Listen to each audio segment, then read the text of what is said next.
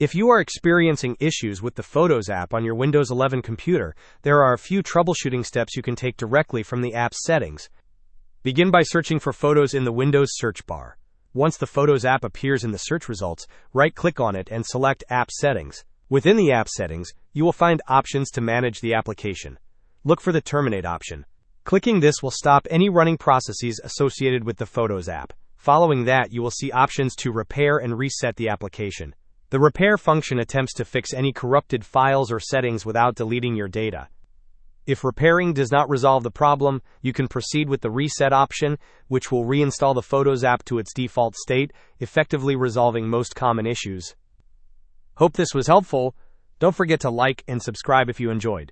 As always, thanks for watching, and I will see you in the next video.